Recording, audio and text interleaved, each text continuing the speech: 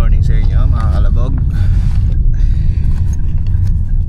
At mag-aalas 7 pa lang ng umaga dito. Pero kasama ko na si Mrs. Suarez. Ang dami ng Ibis Hotel dahil yung ka-churchmate namin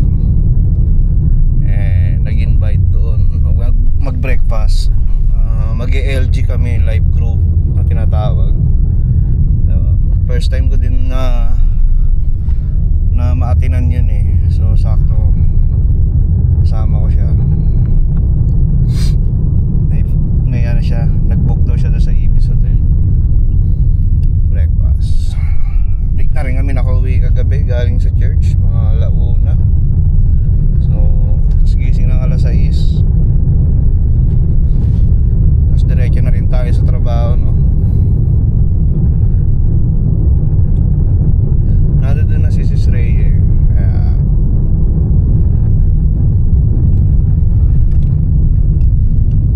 Mukhang excited si Sis Ray.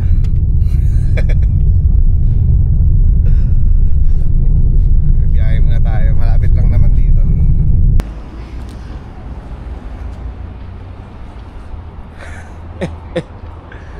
Aga mo ha, Sis ha. Ganun talaga, pag hindi mo makabisado yung lugar, dapat mauna-una ka. First time mo lang din makapunta dito? Oo. Lahat na pero ko nga si Brother Rico kasi hindi niya rin alam at kasi papakita niya. So dito na kami sa Ibis Hotel.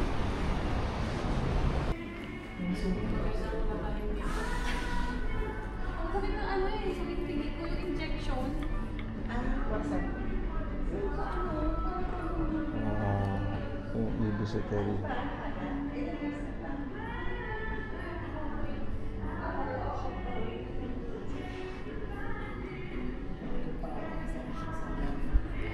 Mga kasama ko sa LG, si Brother Rico, si Sis Rhea.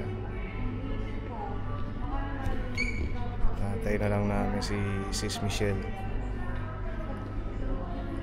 First time ko lang makarating dito sa Ibis Hotel eh.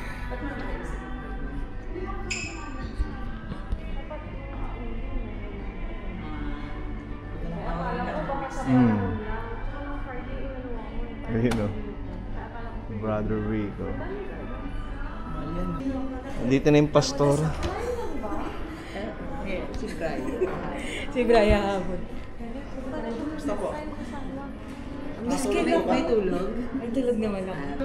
Grabe, may social naman ang breakfast namin dito. Tingnan naman. Diba? Yelo na lang. Meron ka lang naman. Palamig.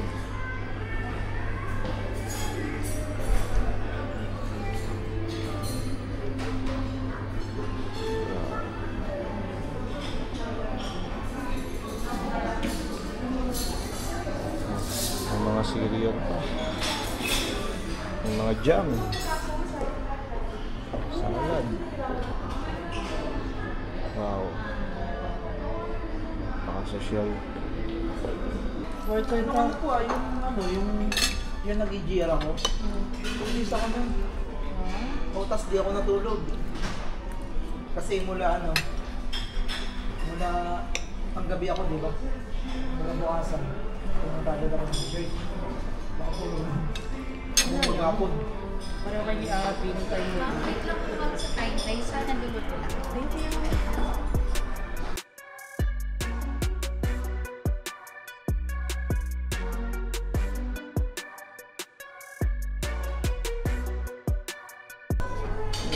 Ang haba naman ito. When did you say I had already hit rock bottom or at your lowest? Tissue. Ano na? Na-reach mo na ba? Oo. Ito nga, yung problema ko talaga. No, last year. Hindi ko kasi iniisip na na darating sa akin yung ganito. Yung mga overtime. O, nadarating yung problema. Darating yung problemang ganito. Kasi basta kasi may napagdaanan ko na rin to dati. Pero yung nung hindi pa ako nakakilala sa kanya.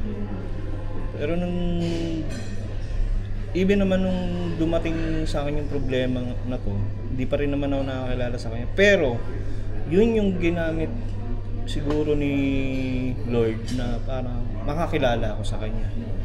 Kasi nung time na lugmok talaga ako, kino-question ko na siya eh.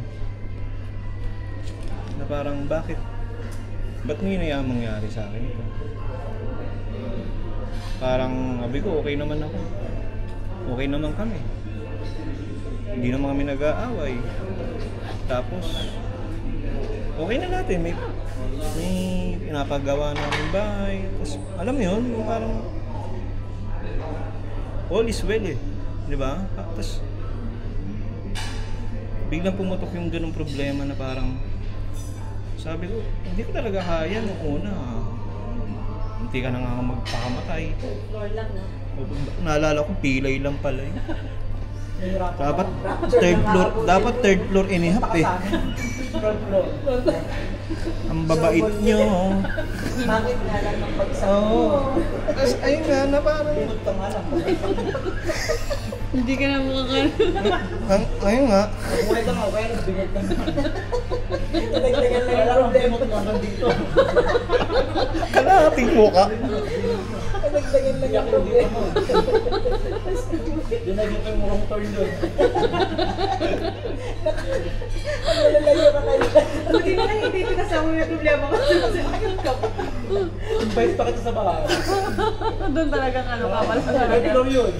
diba? Tapos open pa yung namin doon, yung pinaka ano. Tawag doon na pinaka Tent house? Tent. yung pinaka-ulang. Yung rooftop. Open yun. Tapos hindi ka na mag-iisip, tulog ka na kaganyan. Tapos ayun nga, na yun pala, na kaya pala dumating, parang ngayon ko naiintindihan din lahat. Yung nakita niya na siguro kung hindi dumating yung problema, wala siguro tayong hindi pa rin natin siya kilala. Walang ganito. Walang ganito, walang magbabago. 'Di ba? Na parang sabi ko, siguro nga, oo nga din, no. Sabi ko, kasi dati, nung hindi ko pa siya asawa, pangarap ko talaga sa mga magulang ko mabili ng bahay at lupa. Nung last year na nakapag-loan ako, sabi ko, pampatapos na sana ng bahay namin eh. Bigla namang dumating yung problema. Sabi ko, saan ko dadalhin yung pera? Saan mo dinala? Ayun nga, naibili ko na ng bahay at lupa sila nanay. Tapos, sabi ko, lahat talaga hindi ibibigay sa ni Lord. Isipin mo, nung okay kami, problema namin pera para pampatapos ng bahay. Nung dumating yung pera, problema ko naman pamilya.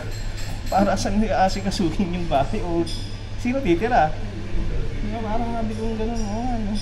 Kapag inisip mo yung problema na in a positive way, at least, sabi niya nga at least nagawa mo na yung dati mong pangarap kila nanay tatay. Sabi ko, sabi ko gano'n, pero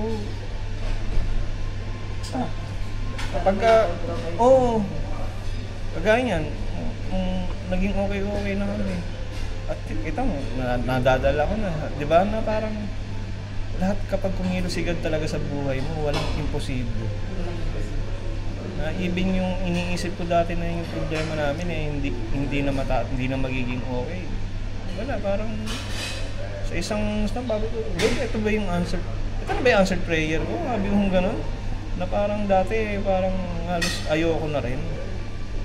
Okay na rin. Sabi ko sa akin gano'n.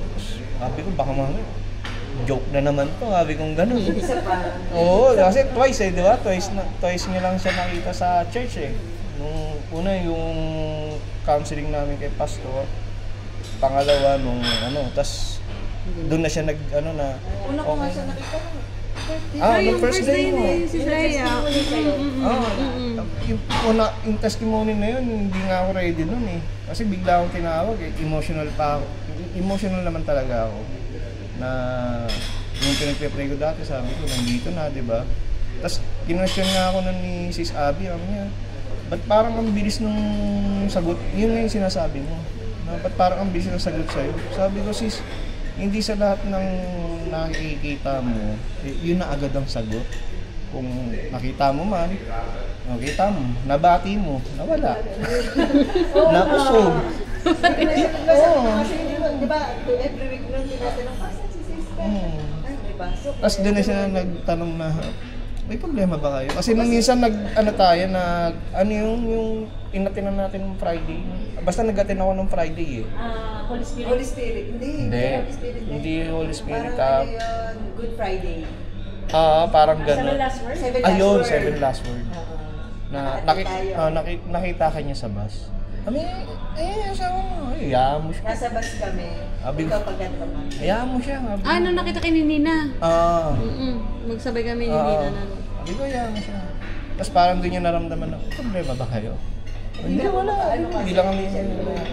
Parang concern lang. Ayun lang po. Dito na tayo sa taxi, papasok na. Pero iniwan ko sila dun sa hotel. Kasi dumating pa si Brother Brian. Ayun lang, nakakatuwa lang yung live group pala. Ang dami mong matututunan din. Yung mga pinagdaanan nyo, hindi mo alam kung gaano rin pala kabigat ng mga kasama mo dun sa LG.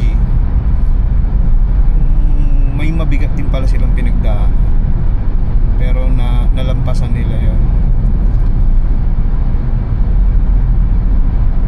First time ko kasi maka-attend ng ganun eh, at kasama ko nga si Mrs.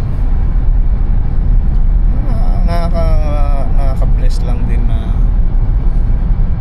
akala natin mabigat na yung pinagdadaanan natin, pero kapag ka narinig mo yung mga kapatiran mo na may mas mabigat pa palang pinagdaanan sa'yo na